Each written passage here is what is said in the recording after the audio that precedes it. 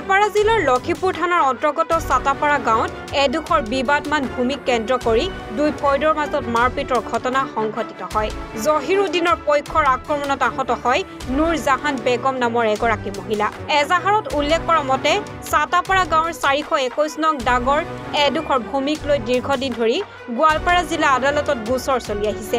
ইতিপূৰ্বে মহামান্য আদালতে চক্ৰ বিষয়াক নিৰ্দেশ দি মণ্ডল আৰু কানান গোচৰ সহায়ত ভূমিডোখৰৰ সীমা নিৰ্ধাৰণ কৰি খুঁটি পুতি দিছে। কিন্তু জহিৰুদ্দিন আৰু হানিফ আলী নামৰ দুজন লোকে আদালতৰ নিৰ্দেশনাক অৱমাননা কৰি বলপূৰ্বকভাৱে উক্ত বিবাদমান ভূমিত জেচিবি আৰু ট্ৰেক্টৰ লগাই অন্যায়ভাৱে মাটি কাটি বেলেগত বিক্ৰী কৰি আহিছিল।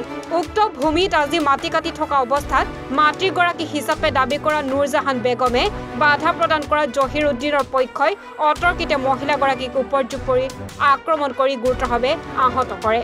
সম্প্ৰতি চিকিৎসালয়ত চিকিৎসাধীন হৈ আছে মহিলাগৰাকী। ঘটনা সন্দৰ্ভত ভুক্তভোগী মহিলাগৰাকীয়ে জলেশ্বৰ আৰক্ষী চকীত এজাহাৰ দাখিল কৰিছে। জলেশ্বৰ আৰক্ষীয়ে ঘটনাস্থলীত উপস্থিত হৈ আৰম্ভ কৰিছে তদন্ত।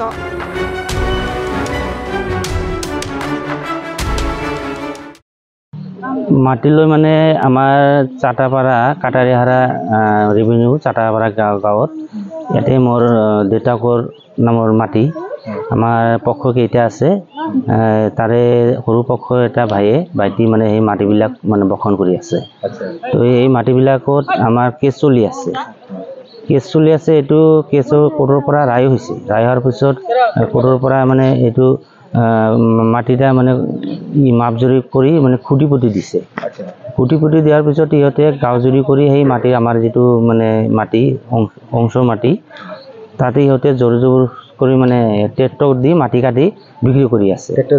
ট্ৰেক্টৰ আৰু জেচিবি লগাই।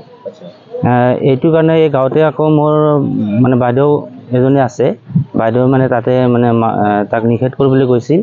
নিষেধ কৰিবলৈ যাওঁতে মানে সি নিষেধ কৰি ঘূৰি আহোঁতে তাৰে মোৰ ভাই এটাই মানে তাকে ৰাস্তাত এই পথাৰতে ধৰি মানে পূৰা মাৰিছে মানে তাকে মানে গলত ডিঙিত জিপিছে, হাত ভৰিত মানে পূৰা আঘাত কৰিছে মানে আৰু বহুত অপদস্থ কৰিছে মানে।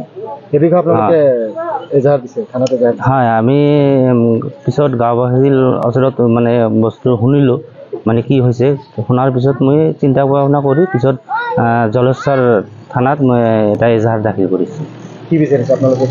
এইটো ন্যায়সংগত এটা বিচাৰ মানে চাইছোঁ।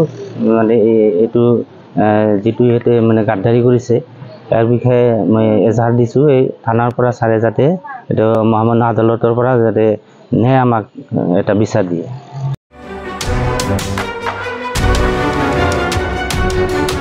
ৰিপৰ্ট এনিফাৰ 24।